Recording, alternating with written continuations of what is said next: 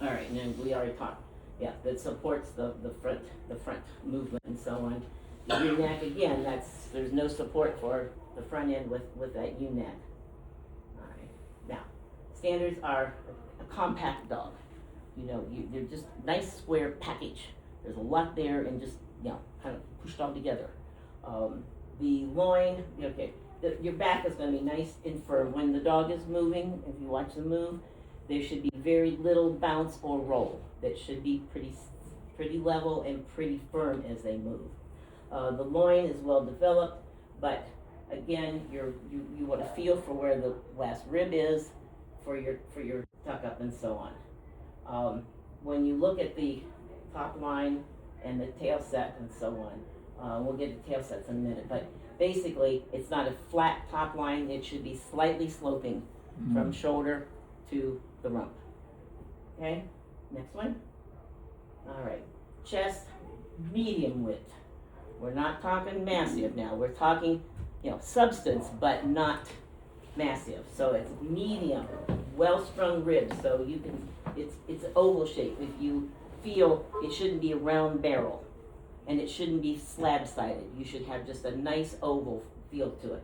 And it says breastbone plainly discernible. Unfortunately, a lot of people are putting a lot of fuzz and hair out here. One, it hides if you have the breastbone. Secondly, it's a square breed.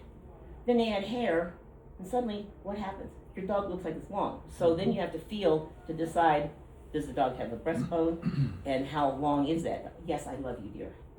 So, and again, brisket has to come all the way to the elbow. So when you feel down, you want to feel where the elbow is and be sure that that comes at least to the elbow, if not slightly further. Okay. So how far back is your rib cage in the bottom?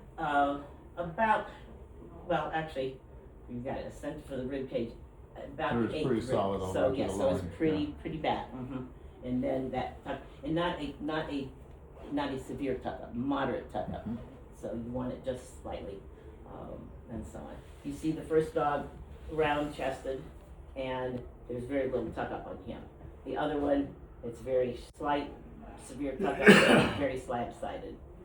But you need that oval chest for lung and heart capacity.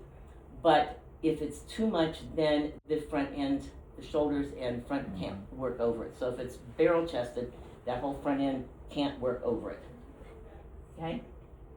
All right, croup, again, it's slightly rounded, tail moderately high, undocked, and we've dealt with both the undocked tails, and you will, hopefully, Diana will have a couple of undocked tails for us. We typically talk about the tail being naturally at 1 o'clock. We still are fighting, there's a lot of squirrel tails. 12 o'clock or even cranked forward. When you see that, what does that tell you? It tells you that this whole rear assembly is out of whack, because then you no longer have a slope to the pelvis, it's flat. When it's flat, then you lose extension, you lose drive, and you need that in a working dog. So you need, the 1 o'clock position, and you need to watch it. Now, if a dog that's really intent, yes, they can pull that tail up, that's different, but what their natural carriage is, particularly just moving around the ring on a nice lead, they should not be carrying it here or even here. Okay? And the difference, the dock tail versus the undocked. Again, if you have difficulty with the dock or the undocked tail, then what you can do is kind of visually just dock that tail visually, and when you're looking at it, just kind of look at where it comes off the dog. So whether it's a saber, whether it curls, but the important part is that first couple inches where it comes off the dog. And that will tell you what the whole rear assembly is, how it's put together. And there you see the squirrel tail, but you see with the diagram what happens to the whole rear assembly to cause that squirrel tail. And again, she can sit again. And again, we don't see a lot of low tail sets right now in the breed. We do have some, but We don't have that many of those right now. It's more the squirrel tail that we're concerned about, so. Okay, next one. No, on your, you just Yes. had that standard change Mm-hmm. with your tail thing. Mhm, Is mhm. that just on standards or is that across the board? Just for standards. Just That's for our standards. breed standard. Yes. The others are- Minis will deal with theirs, and giants will deal with theirs separately. Yeah. So. I knew it's- that was a, Oh yeah, it's a challenge. it is a challenge, and it took several years, and there were a lot of people on each side of the question. That my personal feeling is, I like the Dr. Tail. I want the ability to do it if I elect to, but if you want to leave yours natural, you should have that choice too. So to me, it's my choice. Don't tell me I can't, but I will not tell you that that you should. It's like personal preference. So, and again, when you're looking at them, do not penalize the dog with the tail if it's a proper tail, a proper set where it comes off the dog. So, and some people feel like, oh, I can't, I've got an uncropped, undocked dog, I just can't win. Well, sometimes you gotta look at what is carrying the ears and the tail. But we try to encourage the judges to realize that no, do not penalize those, but they have to be correct. So, all right, the shoulder blades. Again, we've talked about the shoulder blades. Stand up here, babe. I know. I just let you lay down, then you stand up again. But again, when you're going over the dog, you want to feel that shoulder blade, and they should be well muscled, but it needs to be nice and flat. No ridges, no lumps and bumps. And they come forward, and you should feel, and that point of shoulder blade and your breastbone are going to be pretty much in line across there. And you should be able to feel that breastbone when you reach down there. I mean, I've got her down, there's not much in the way of hair. And again, when you feel straight here, it doesn't fall away, it wants to come down and then go under, not fall straight back. Okay? We tried not to glue. This is more what you're gonna see, just, you can see the raw dog. Okay. Again, we've talked about that short upper arm. And the dog, in that picture, you can see, I mean, that whole, the front, when you look at it, is just pretty much straight from the base of the chest, or the base of the skull and the throat here, it's right straight down the front leg. And there should be some forechest there, and that front leg should be set back under. And you see exactly what the shoulders have done. The shoulders you can have even a decent shoulder lay back, but you've got a short upper arm, it's still going to pull those legs forward. Mm-hmm. So it's a matter of getting your hands on to figure out exactly what's going on. Okay. Again, vertical. When you look at them standing, they should be two little telephone poles, straight up and down. Should not toe in or out. They should just put all four where they belong. And again, moderate. And you go ahead and feel through that hair. Just feel and see what's under there. You should have some nice moderate bone. They're kind of an oval. When you put your hands on them, it's kind of an oval shape to it, not rounded. So you're going to get a little bit of feel of an oval shape. The elbows should be tight into the body, because otherwise then they're going to be inefficient. They're going to flip out. All right, and there, the feet. We got cat feet. So if you think about what the cat paw looks like, this is what standard Schnauzer feet should look like. They're small, they're tight, they're compact, and they really, what's Don doing? They really are very durable. I mean, and I watch my dogs always put some heavy rock, just not right around the house to try to keep the dogs maybe away from the plants and stuff. They run across those like there was nothing. So I mean, these are tough, but they're a working dog. They should be able to. Those pads should be thick and heavy and durable, because they're going to be out working all day long. They need that both for cushioning as they run and hit the hard ground, and then just for durability.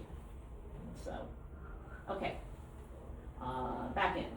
All right. Again, well muscled. We want conditioning, and yes, I know that the dogs you're seeing in the ring are quote show dogs, but they should have good muscle tone too. There is no reason for a fat dog or a soft dog to be in the ring. because these are working dogs. So you want one that has some muscle. When you look at the rear,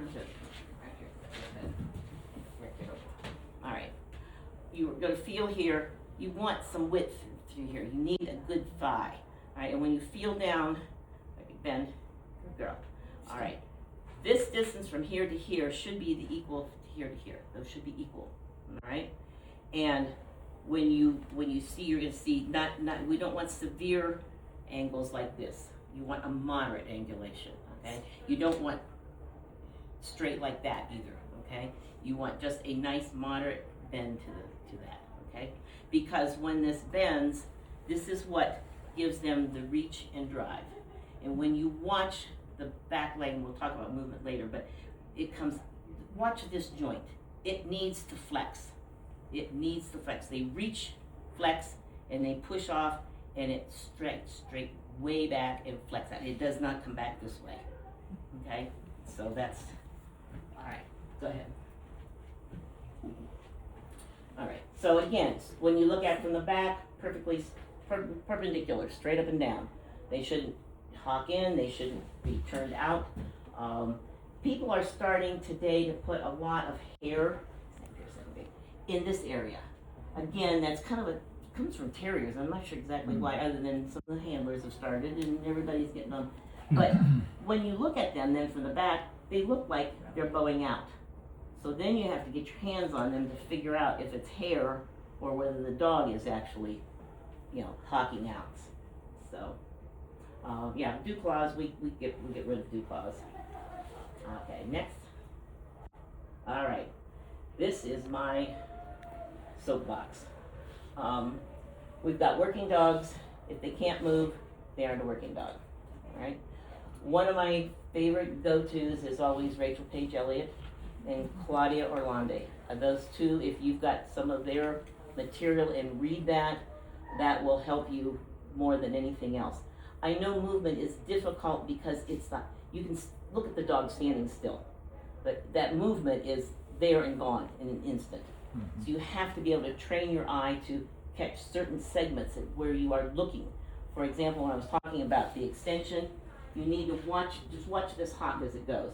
Does it extend back when they get done? Or does it just, not quite a true sickle hawk, there's really no flex at all. But a lot of them still are not dragging off and they are not extending on that back. Yeah. So, okay. All right. Again, when they're coming at you, you should just have a nice little V. The faster they go with increased speed, they are going to converge towards center. They do not double track like a terrier. They should converge towards center. They should not crisscross over either, but they need to come in. The same thing in the rear. And it's a straight line from here to here to here. It doesn't go this way and it doesn't go this way. It's a perfectly straight line from that joint to that joint to that foot. And we don't see a lot of that. And we see coming at you, we're seeing, some mixed master kinds of things coming at you. In the rear, again, that hawk should not be high, what we used to call snatching hawks. They were fancy. And I had a judge one time say, I don't know if that's right or not, but sure is fancy, I think was the term he used. And it's like, no, it's a working dog. It's not supposed to be fancy. It's supposed to be efficient. And so on. So, okay. Then again, as you see going away, it's a nice straight line from hip to hawk to foot.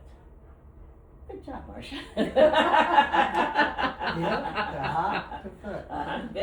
Good job.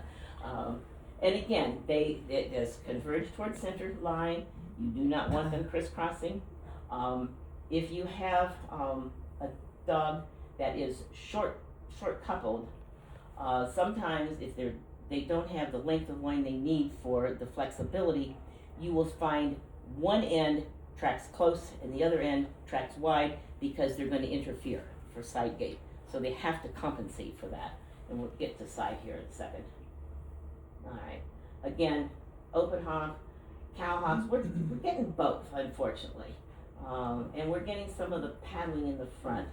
The other thing that I'm seeing a lot of, it's concerning me, is it's just a high action. You know, it's a flashy action. And if that dog's foot clears the ground more than this, it's not right, because that's extra energy they are expending to reach out and up and over. And also, as it coming from here, as it comes down, it's going to have a tendency to want to pound, which puts more shock and pressure on the dog out there working all day long. So, okay. All right, and again, you can see that side movement is just a nice trot.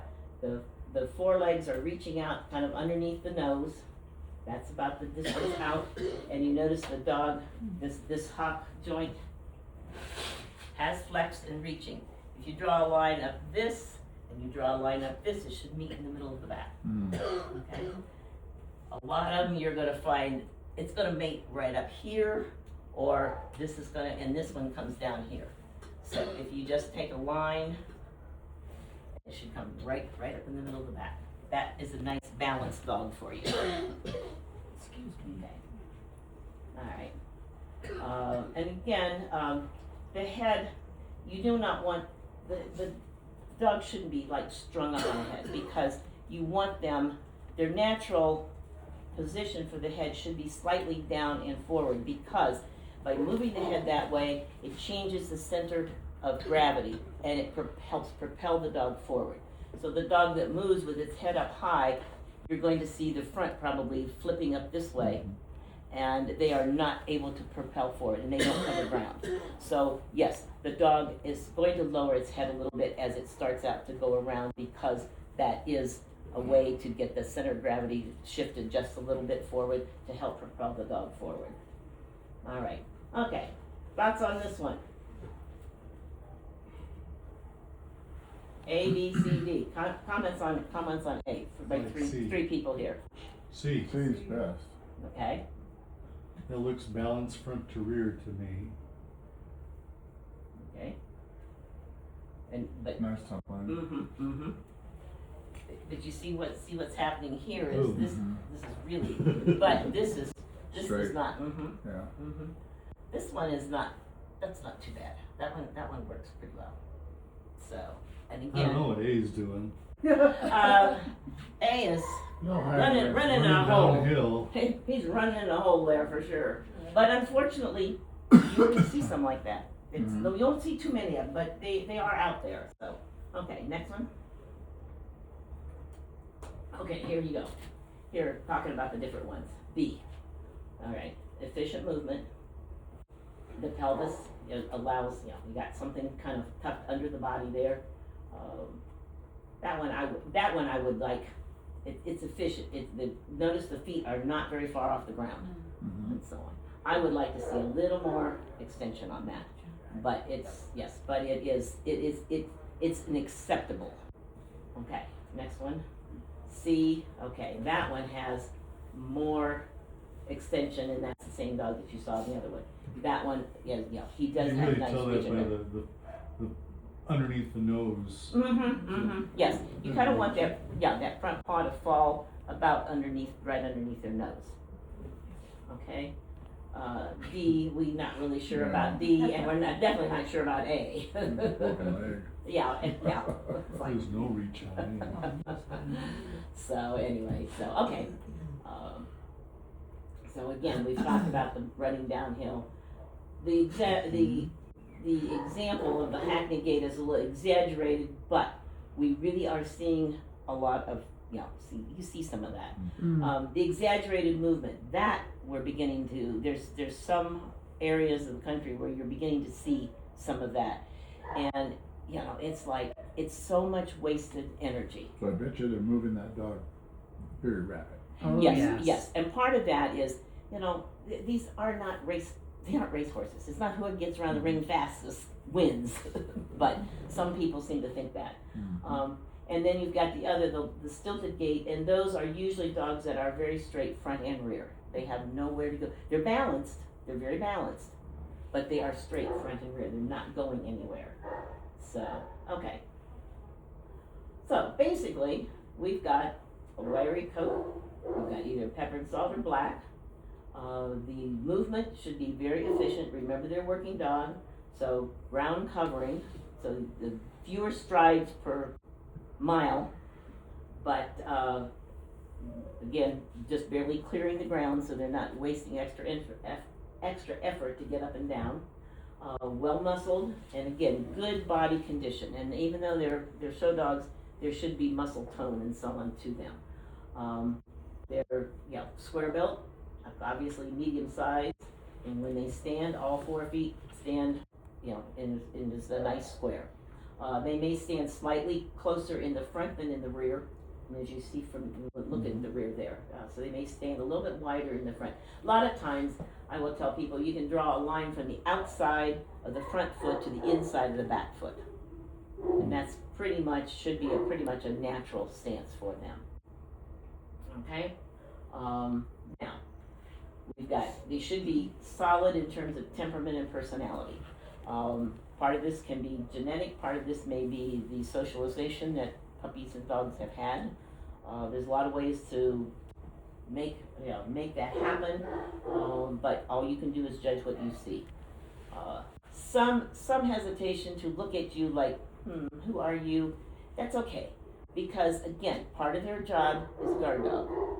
So they may be weary and look at you, but they should not, if the handler says you're okay, they should not then refuse to be examined and so on. It's like, no. Then again, when you're looking at all the various things, the main thing is it's an alert, intelligent, and spirited dog. It's anything that detracts from appearance of robust, active, square built, and wire coated. So that's kind of everything in a nutshell. And again, high dogs that are really shy or should be seriously faulted, and obviously vicious dogs in any breed are a DQ. So, okay. Again, this I can't emphasize enough, the size. Please, if you have any doubts in your mind at all, ignore AKCs. You gotta get done, you gotta hurry up, and help us enforce our breed standard. We have those DQs for a reason, and we need to stick to those. Okay? And again, here's the kind of a summary. You've got both a good black to see, nice pepper and salt, and you've seen both examples of movement. So, okay, good. And that's typical too. Swimming in the pond, swimming in the lake, the breed is really getting into dock diving a lot. So I have not tried that yet. We don't have it available much in our area, but they'll try anything. I mean, they will. They're up to anything that you want to come up with, and I guess that's the reason that I love them so, because they're up for anything. That right, huh? Brat. You're a brat. So, all right. Are there questions that you have? We've been pretty well. Okay. Well, you do see some dogs on the top line. Uh-huh. You do see some dogs that have a very level top line, Mm-hmm. and some that have the little slope like you're talking about. Mm-hmm. But you prefer it to So slightly sloping, yes, just a slight slope to it. Mhm. Not a German Shepherd kind of thing. Right. But yeah. German So. Shepherds don't want that either. Well, I know that, but tell them that. They have And we don't want to wear like a German Shepherd either. Boy. But yes, a perfectly flat top line is less desirable than just a slight slope. Okay. Yeah, not severe, but a little bit. So, any other questions from the three of you? No? Okay, either I've done a really bad job or a pretty good job. No, it's very good. So, but yeah, we'll take a little bit of a break, and